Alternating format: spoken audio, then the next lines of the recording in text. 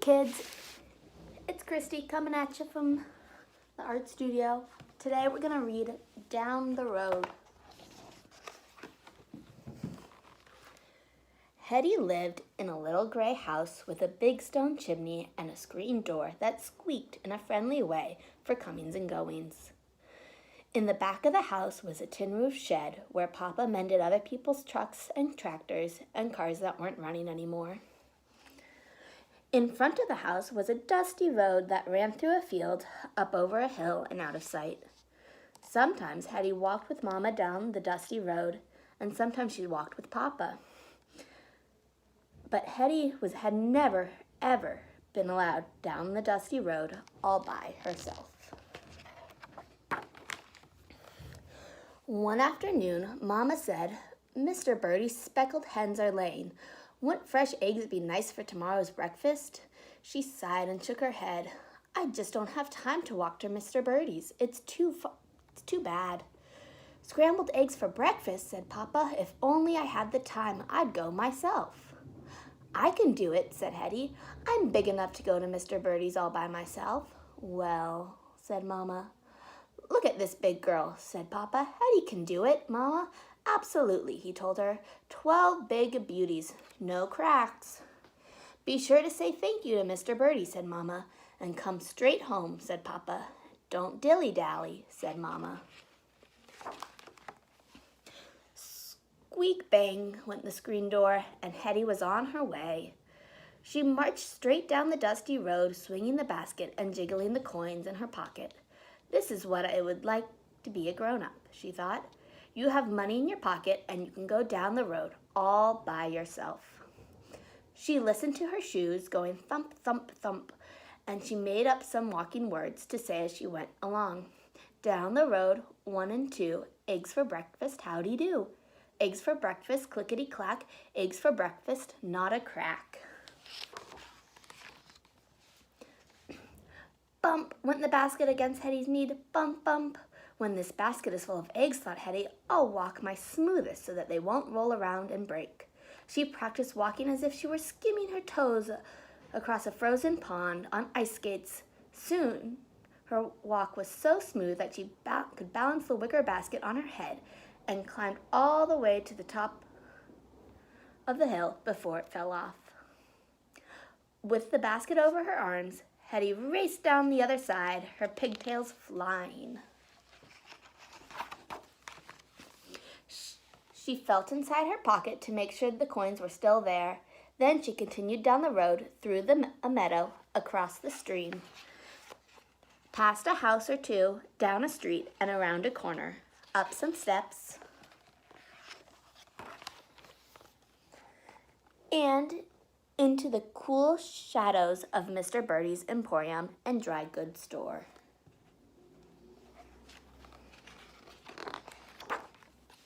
"Well now," said Mr. Birdie, "here's Hetty all by herself." "Good day, Mr. Birdie," said Hetty, just as Mama would have said. "I'd like a dozen eggs, please." And she slapped the coins down on the counter, just as Papa would have done. 12 big beauties, no cracks. While Mr. Birdie put 12 big brown eggs into the wicker basket, Hetty walked slowly down a cluttered aisle, looking closely at the cans and cartons and bolts. Before she left, she remembered to say, "Thank you, Mr. Birdie." Around the corner, Hetty went down the street past a house or two, doing her smooth walk and holding the basket carefully so it wouldn't bump against her knees. When she came to the stream, she stopped, and with one foot on a fallen log, "What if it wobbles?" thought Hetty. "What if this log wobbles me off and I drop the eggs?" She stepped down into the cold water and splashed across the stream, straight across to the other side. No use taking a chance, thought Hetty. Squish, squish went Hetty's wet shoes on the dusty road. Squish, squish, squish, squish, and Hetty said her walking words. "Down the road, 1 and 2, eggs for breakfast, howdy do." Hetty was so busy doing her smooth walk and saying her walking words and admiring the eggs in her basket that she didn't see a rock sticking up in the middle of the road. She walked along, getting closer to the rock with every step. Eggs for breakfast, clickety-clack. Eggs for breakfast, nada. Ouch!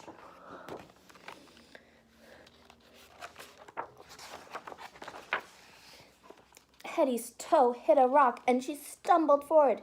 She had to hop and jump to keep from falling. Inside the basket, the eggs rattled together with little clickety sounds.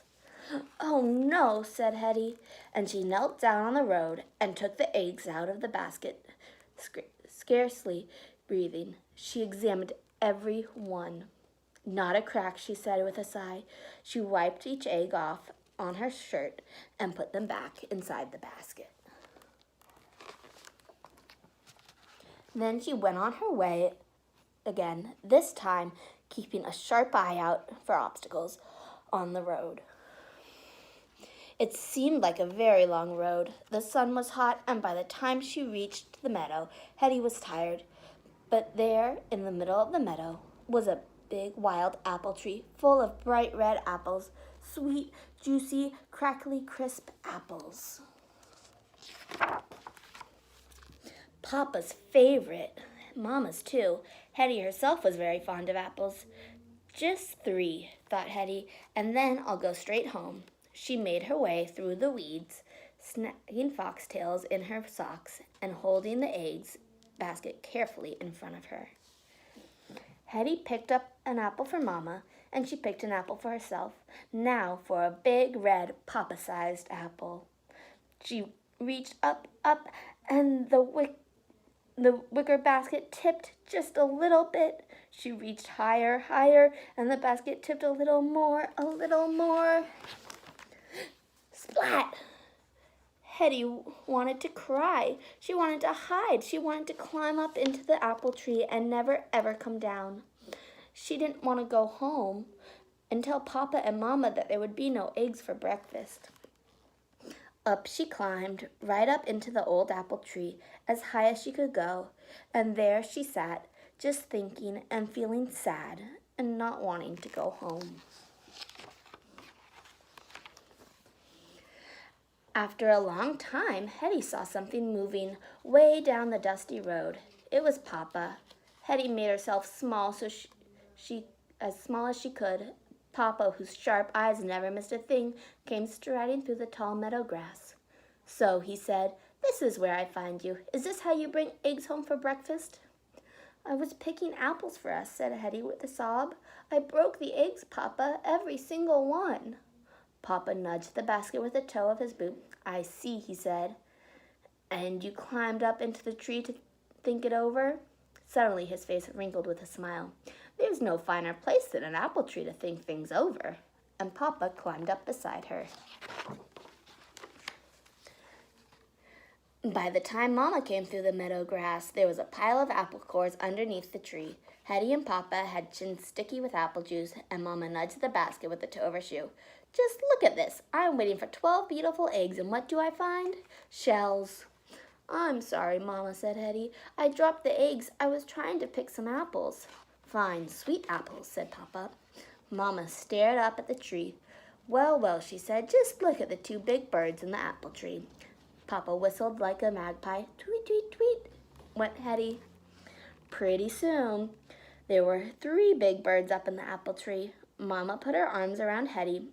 "I'd almost forgotten how lovely the world looks from an apple tree," Mama said. "Everyone should spend some time up in an apple tree," Papa agreed. "Absolutely."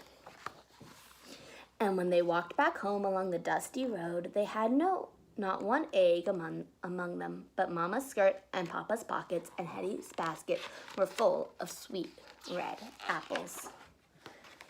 And the next morning, there was apple pie for breakfast. The end. Bye, guys.